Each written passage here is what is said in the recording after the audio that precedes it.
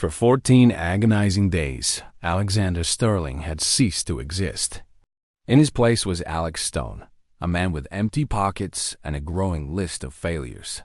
He'd traded boardroom negotiations for the sting of pitying looks and five-star meals, for cheap diner coffee. This insane quest for a genuine connection, a heart that didn't know his last name, had yielded nothing but heartbreak. He sat in a small cafe, ready to abandon his disguise and return to his gilded cage, when the door flew open and a whirlwind of a woman, covered in dirt and smiling, walked in and upended his entire world. With a multi-billion-dollar fortune, the only thing Alexander Sterling couldn't buy was sincerity. Every relationship he had began and ended with the numbers in his bank account. Tired of fake smiles, he decided to execute a crazy plan suggested by his assistant, Arthur. He would shed his identity as a CEO and take on the persona of Alex Stone, a handyman who was temporarily unemployed. "This is truly the worst idea of my life," Alex mumbled, adjusting the cheap shirt. 2 weeks passed in a series of disasters. 19 dates, 19 blunt rejections. One woman faked an emergency. Family called the moment she heard he was looking for work. Another laughed in his face. Alex was ready to end this play and return to his world of shallow relationships. But there was one last name on the list. Clara Evans, 28, a geologist. Her profile picture had no filters, just a radiant smile amidst wild nature. 4:15 p.m., and still no one had shown up. Alex sighed, preparing to stand up and leave when the coffee shop door suddenly burst open. A woman rushed in like a small whirlwind, her brown hair tied back hastily, a smudge of dirt on her cheek. Her work clothes looked like they had just been through a battle. The entire coffee shop turned to look at her. "Excuse me," she said loudly, slightly out of breath. "I'm looking for... Is there an Alex here?" Alex stood up, stunned. I'm Alex. Oh, thank goodness." She breathed a sigh of relief, dropping a worn-out backpack onto an empty chair. "Clara Evans, nice to meet you. Sorry I'm late, and sorry for this mess. We had a small landslide at the quarry." "A landslide?" Alex asked, a flicker of concern in his voice. "Nothing serious." She waved it off, sending a few specks of dust flying. "Just a wall of earth that decided to slide down right as I was about to leave. Good thing I'm quick on my feet." Alex looked her over from head to toe. She looked as though she had wrestled with a hillside, yet she was smiling brightly as if it were the most normal thing in the world. Double quotes, or ... "Are you okay?" "Of course, it's a professional hazard." She shrugged. "Wow, this place looks fancy. Are you sure you can afford it?" "I can pay for my own, no problem." For the first time in 2 weeks, Alex was completely caught off guard, in a good way. "No, it's fine," he replied, trying to hide his surprise. "I can handle 2 coffees. Are you sure? I know what it's like to be broke. I once had to live on instant noodles for 2 months straight."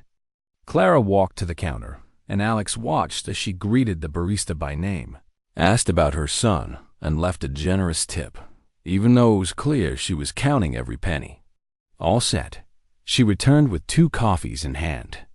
"So, Alex, tell me, besides looking for a new path, what else do you do?"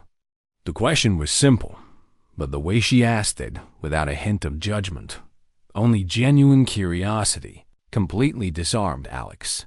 For the first time after a long, tiring fortnight, a real spark of hope flickered within him. He knew that this 20th date would be unlike any that had come before. The following weeks passed like a dream Alexander never dared to have. He and Clara spent time together, not in fancy restaurants or at glamorous events, but in the simplest of places. They walked in parks, ate at roadside stalls, and shared endless stories. For the first time in his life, Alexander felt he was seen as a person. not a balance sheet. Climax 1. The lesson under the hood. One weekend afternoon, Alex suggested they drive to the countryside for a picnic. Clara's old pickup truck, her faithful companion, suddenly sputtered and died in the middle of the road.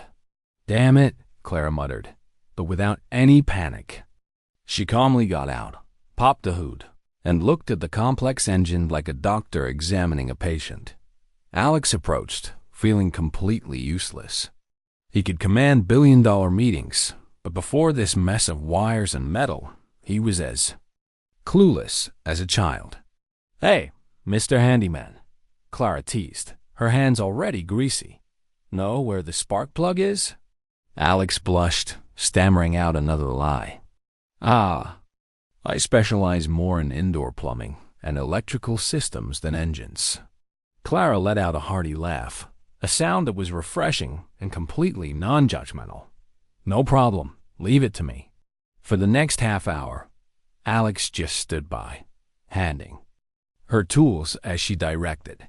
He watched how she confidently handled the problem, how she frowned in concentration, and how the grease smudge on her cheek only made her more charming. When the engine roared back to life, she turned to him, grinning from ear to ear. He realized he was falling in love, not for looks or status, but for this strong, independent, and pure soul. Climax 2. A dream among the stars. That evening, after the truck had been rescued, they decided to lay their picnic blanket on a windy hill, overlooking the valley glittering with lights below. The night sky was clear, with thousands of stars scattered like diamonds on a velvet cloth. "My father used to say that everyone has their own star," Clara whispered, pointing to the Big Dipper. "Some stars are brilliant for all to see, but there are also dimmer stars, yet they are still there, contributing to the beauty of the universe." They sat in silence for a long moment, listening to the gentle song of the wind. Then Clara turned to him, her eyes sparkling brighter than the stars above. "Do you want to hear a crazy dream of mine?" "I'm all ears," Alex replied. "I want to build a foundation," she said, her voice full of passion. "A non-profit foundation to provide scholarships for the kids in this region, to teach them about geology, about sustainable mining, so they can control their own futures on their own land." Alex's heart tightened. The Sterling Group's foundation was mostly a PR tool. Her dream, however, came from a kind heart without a single shred of self-interest. "That's not a crazy dream, Clara," he said, his voice serious. "That's a vision." She looked at him, her eyes shining with gratitude. In that moment, the defensive wall that Alexander had built around his heart for years completely crumbled. Trouble arrived on a Wednesday evening. Alex received an urgent call from Arthur, demanding his presence at an unscheduled meeting with foreign investors. He had to lie to Clara, telling her he had a last-minute driving gig for his boss. He arranged to meet Arthur in a deserted alley to switch the borrowed sedan for his custom Aston Martin. As he was hurriedly changing out of his Alex Stone flannel shirt and into an elegant Alexander Sterling suit, a familiar sound echoed. The rattling engine of the old pickup truck. Alex froze. Clara was stopped at a red light just across the street, and her eyes were looking straight at him, a man in an expensive suit getting out of a gleaming supercar. His heart sank. A few seconds after she drove off, his phone rang. It was Clara. "Alex?" Her voice sounded a little strange. "Just now, at the traffic light." "Was that you?" Alex's throat went dry. He blurted out the pre-rehearsed lie. "Oh, yeah. What a coincidence. That's my boss's car. I told you, sometimes I have to drive for him to earn extra." "I see." Clara was quiet for a moment, then asked, "Your boss, what is he like?" Alex closed his eyes, disgusted with himself. "A complicated guy," he said, his tone bitter. "Very arrogant, thinks he's the center of the universe. You know, the typical rich guy, always looking down on others. It must be hard working for someone like that." It's not pleasant, Alex admitted, each word like a knife. But the pay is good.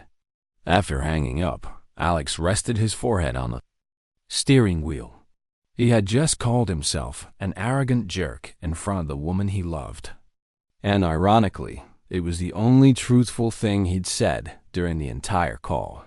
The web of lies was tightening around him. While Alex was immersed in simple happiness, his real world was beginning to ripple. In the Sterling Tower, Serafina Sterling, Alex's sister, a sharp and cold woman, frowned at the unusual small cash withdrawals from her brother's personal accounts. That wasn't Alexander's style. A discreet investigation was quickly launched. Just a week later, a file was placed on Seraphine's desk. Inside were pictures of Alex Stone, a scruffy-looking man, laughing happily with a simple-looking girl in a remote rural area. Serafina wasted no time. She stormed directly into Alex's office. "Alexander, what is this farce?" She threw the file on his desk. "Alex Stone, the handyman? Are you having some cheap midlife crisis?" Alex froze. "This has nothing to do with you, Serafina. Anything that threatens to tarnish the Sterling name is my business." Her voice was as sharp as a knife. "End this nonsense, or I will end it for you." Seraphine's threat was a ticking clock. Alex knew his time was running out. Meanwhile, at the quarry, Clara began to feel strange changes in her body. Dizziness would hit her suddenly at the end of the day. And worse, the smell of coffee, her favorite drink, suddenly made her nauseous. She simply thought she was overworked. But Balan, her grandmother, a woman who had lived nearly a full life, thought otherwise. She watched her granddaughter quietly. One evening, as Clara was making ginger tea to soothe her stomach, Balan said gently, "You've been so pale lately. When your mother was pregnant with you, she couldn't stand the smell of coffee either." Her grandmother's casual remark made Clara freeze. She began counting the days in her head. A feeling of both confusion and fear rose within her. The next day, with a pounding heart, Clara stood alone in her small bathroom, holding a pregnancy test. Her entire world seemed to shrink to that tiny stick. She loved Alex, loved him so much. But their relationship was so new. He was still unemployed. How could they provide for a child? Her dream of the scholarship foundation suddenly felt so distant. She closed her eyes, waiting for what felt like an eternity. When she opened them, the answer was there. 2 lines. As clear as a knife cut. The air was sucked out of her lungs. She sank to the floor, tears beginning to stream down her face. But they were not just tears of fear. An intense feeling, an immense love for the tiny life growing inside her, surged through her. Her hand instinctively went to her stomach. It was Alex's baby. A life created from love. The fear was still there, but it was now enveloped by a powerful resolve. She had to tell him. They would face it all, together. That evening, they both carried a big secret. Clara prepared Alex's favorite steak, her heart filled with anxiety, but also hope. Alex arrived on time, carrying a bouquet of sunflowers, determined to confess the entire truth before the night was over. The atmosphere during dinner was a bit tense. Both were trying to find the words to begin. Finally, Alex took a deep breath. "Clara, I have something very important to tell you." Coincidentally, Clara also put down her knife and fork. "Me too, Alex. I have something to tell you too." They looked at each other and chuckled softly at the timing. "You go first," Clara said. "No, you go first. My thing is—" Alex couldn't finish his sentence. He saw the color drain from Clara's face. She held onto the table to stand up. Then her body went limp, falling forward. "Clara!"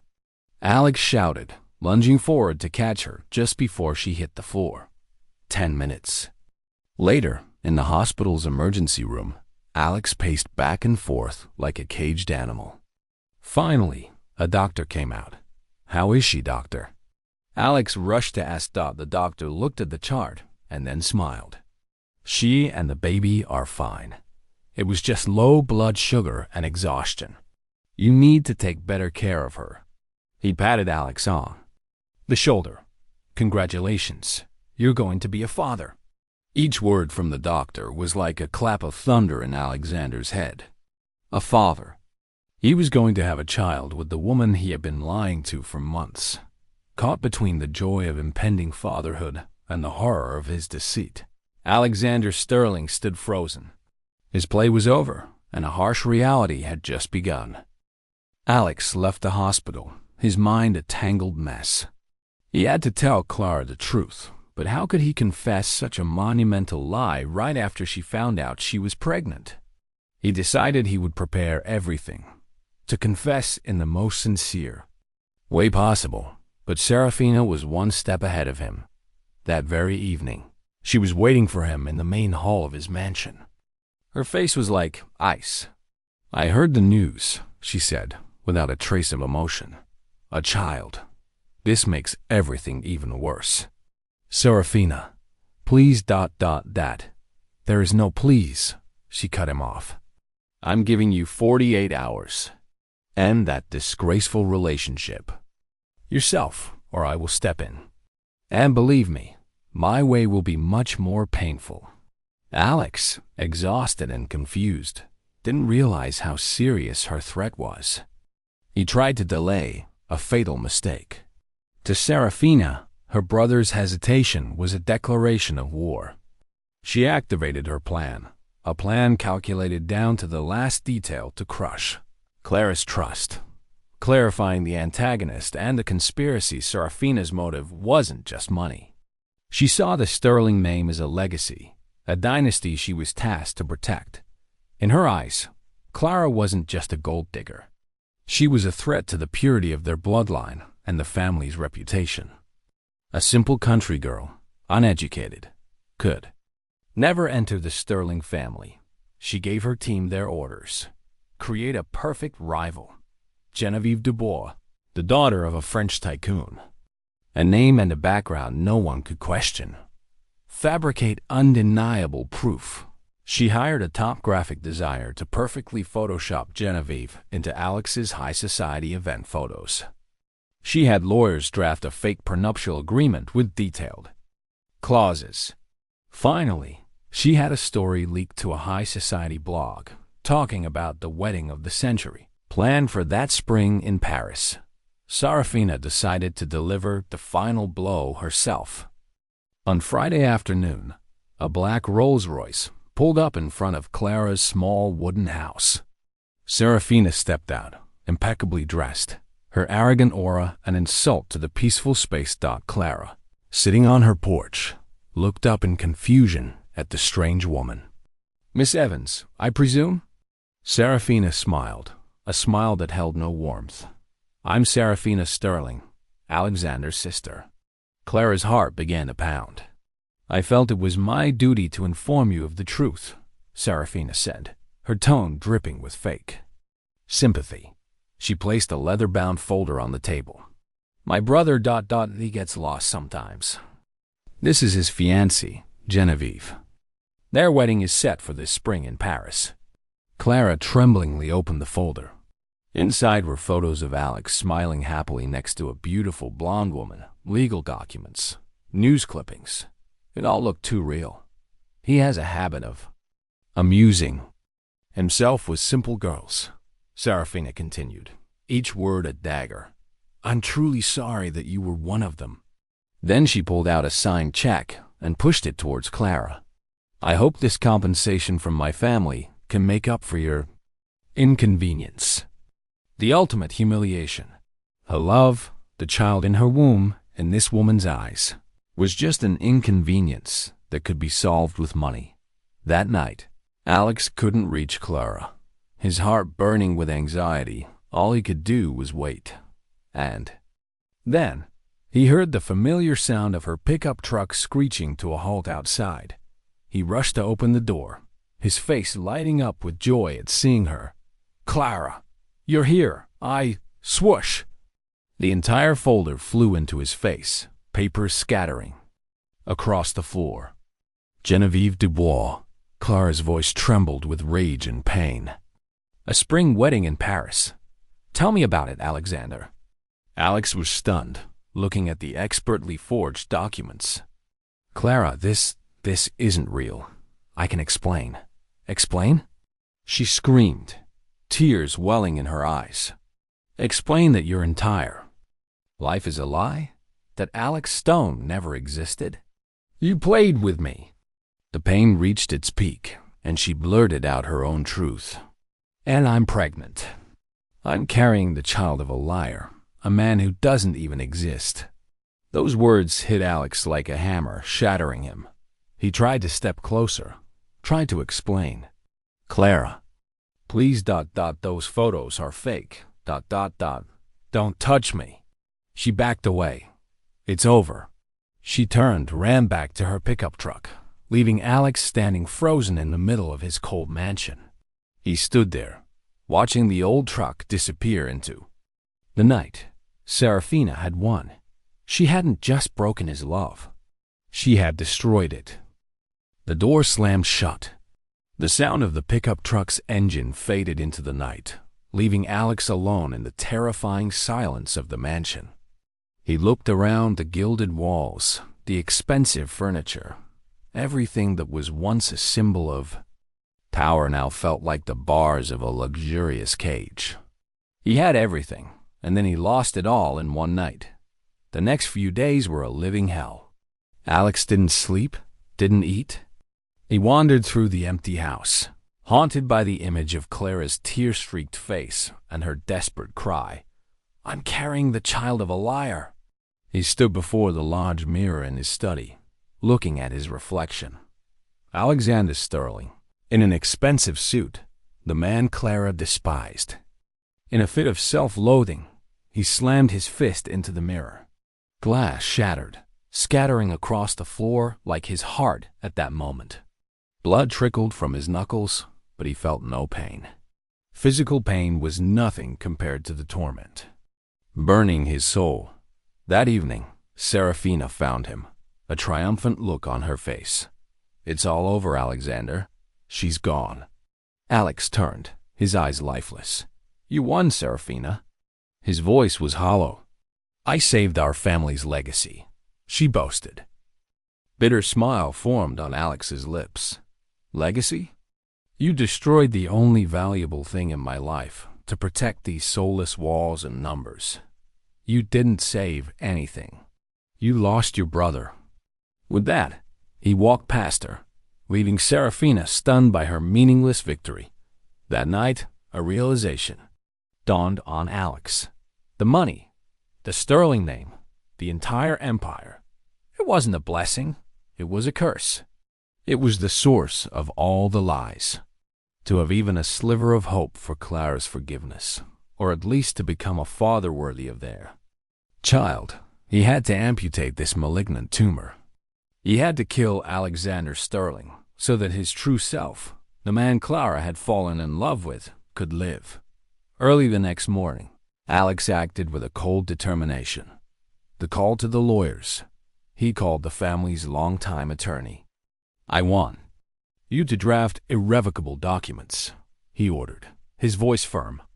"Transfer 90% of my entire personal fortune into a new charitable trust. The mission of the trust, to enact Clara's exact dream funding education and sustainable development for rural communities, starting with hers."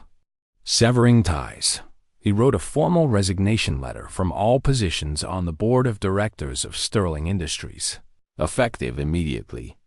He emailed it to Serafina and the entire board, renouncing everything. He packed a single small duffel bag with a few simple clothes. He placed the keys to the supercar and the mansion on a table, then walked outside and hailed a regular taxi.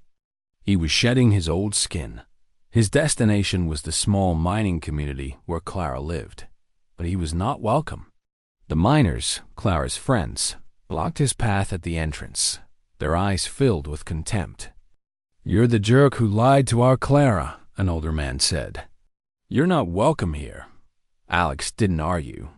He understood their anger. He bowed his head and walked back towards the town square. That it was a Sunday morning, and the market was at its busiest.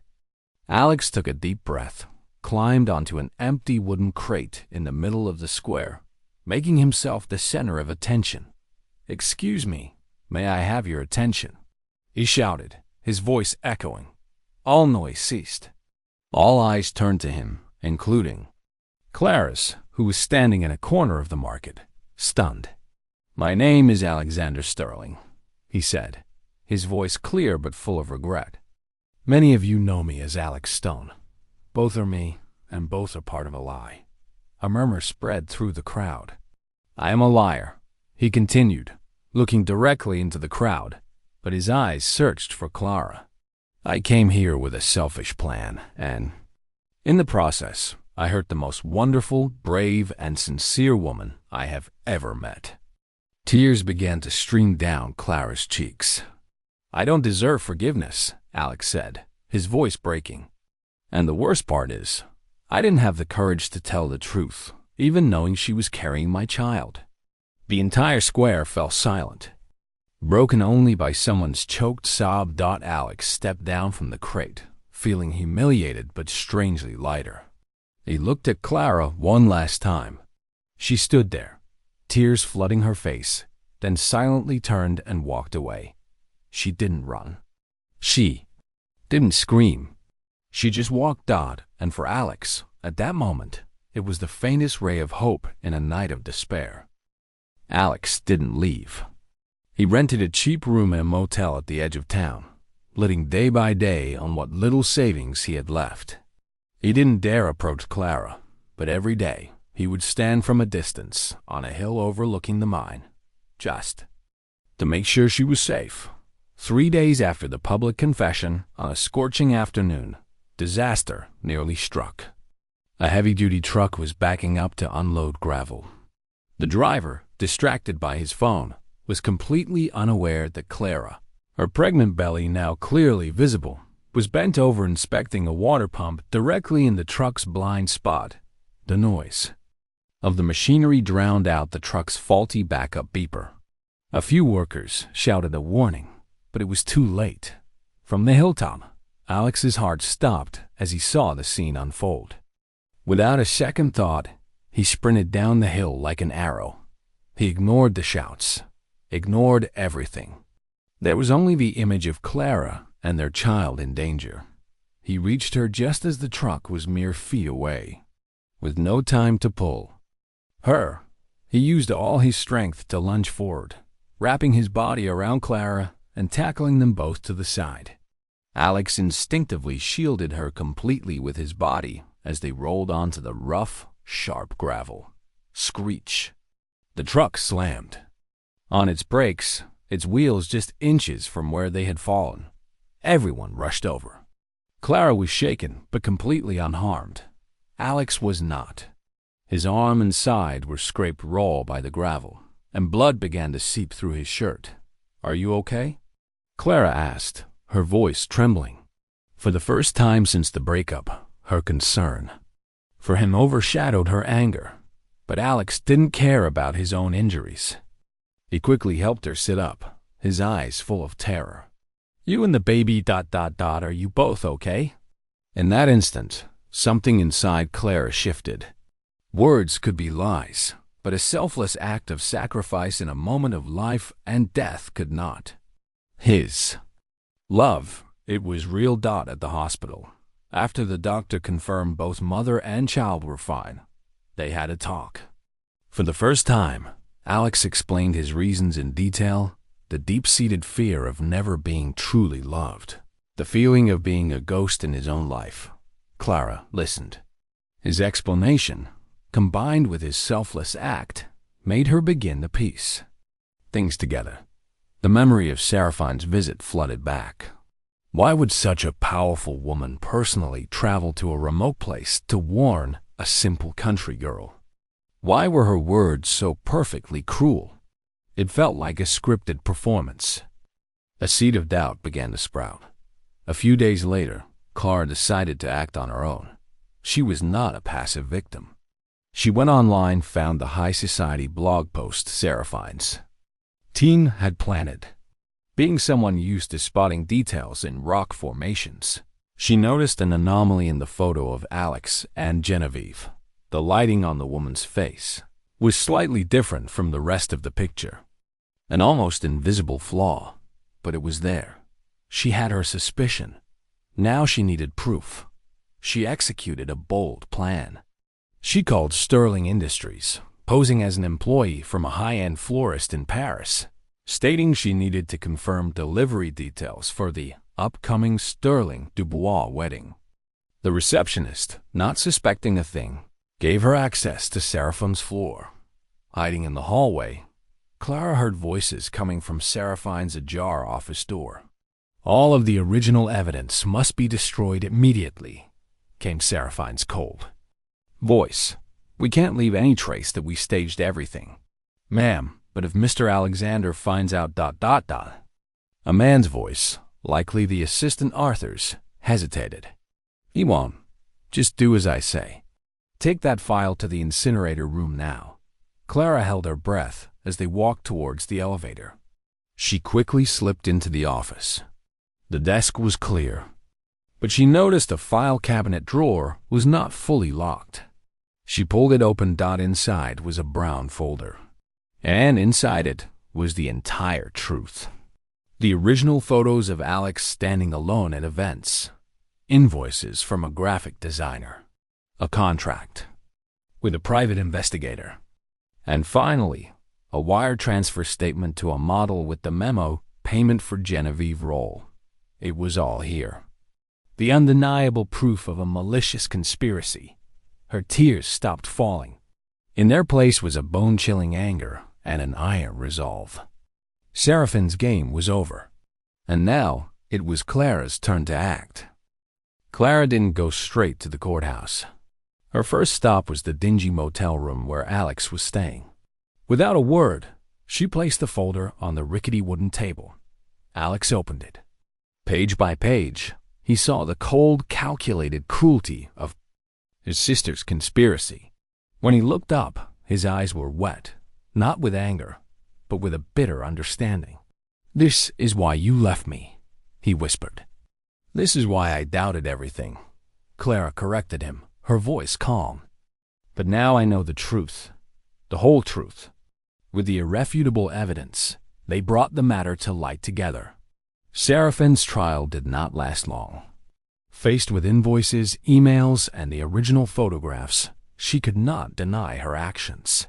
Standing before the court, Clara did not play the victim. She was a witness, strong and firm. "Ms. Seraphina Sterling didn't just deceive me," Clara said, her voice echoing in the courtroom. "She deliberately tried to destroy a family, tried to deny a child the right to know his father, all for pride and class prejudice. Her actions were not just forgery. They were an act of emotional destruction." The court dismissed all allegations regarding Alex's financial competence. Seraphina faced charges of fraud, forgery, and defamation, losing the very reputation and status she had tried so desperately to protect. Outside the courthouse, Alex looked at Clara. "Thank you," he said, "for finding the truth, for fighting for me." Clara stopped and looked him straight in the eye. "Alex, I still need time. The scar is still there. But now I know the one who betrayed me wasn't you." She gently touched her stomach. "Our child deserves to have a mother and a father who love each other. And I still love you." Tears of joy streamed down Alex's face. "Let's start over, Alex," she said, slowly, one step at a time. "As many steps as it takes," he replied, taking her hand. "I have a lifetime to prove I'm worthy of you." 3 months later, when Clara was 8 months pregnant, they were sitting together on her porch, watching the sunset. Alex had been using his remaining funds and knowledge to help her launch the first steps of the scholarship foundation she had always dreamed of. He was no longer a CEO, but for the first time in his life, his work felt meaningful. He turned to her, getting down on one knee to her complete surprise, holding a simple silver ring with a small sparkling stone. "Clara Evans," he said, his voice trembling. "I'm not proposing to you as Alexander Sterling, the heir to a fortune. I'm proposing as Alex, the man you saved, the man who loves you more than life itself and wants to spend the rest of his life. Being the father to our child, will you marry me?" Clara burst into tears, nodding vigorously. "Yes, yes, I will." Their wedding took place 2 weeks later in the small community church. There were no high society guests, no media frenzy. Just Balan, their honest miner friends, and their love. Clara, in a simple white dress, was radiant with the happiness of a mother and a wife. 5 days after the wedding, their son, Leo Sterling, was born, healthy and beautiful. When the doctor placed the baby in Clara's arms, Alex cried like a child. He touched his son's tiny hand, completely overwhelmed. "I promise you, Leo," Alex whispered, his voice choked with emotion, "Dad will always tell you the truth. I will always protect you, and I will forever love your mother more than anything in this world." 6 months later, as their family was gathered, on the porch, an unexpected car pulled up. Serafina stepped out, looking thinner and much more humble. She had come to apologize, an apology from the bottom of her heart, to everyone's surprise. It was Clara who walked over and hugged her. "I forgive you," she said softly, "because everyone deserves a second chance." One Sunday afternoon a year later, Alex sat on the porch swing, reading to Clara about the first technical school funded by their foundation, which was about to open. Clara was feeding little Leo, while Balam brought out a freshly baked fragrant pie. Serafina, a devoted aunt, was playing with her nephew, making baby Leo giggle with delight. Alex looked at his family, a family that was almost destroyed by lies, but was rebuilt with truth and forgiveness. He remembered the desperate days of being Alex Stone. "What are you thinking about?" Clara asked, leaning her head on his shoulder. "I was just thinking," Alex smiled, kissing her hair, "that every mistake, all the pain, it was all worth it to get to this moment." Little Leo let out another clear laugh, as if he understood he was the culmination of the most beautiful love story. And Alex had finally found what he was always searching for, not in skyscrapers or in numbers, but in the peace of a simple home where true love reigned.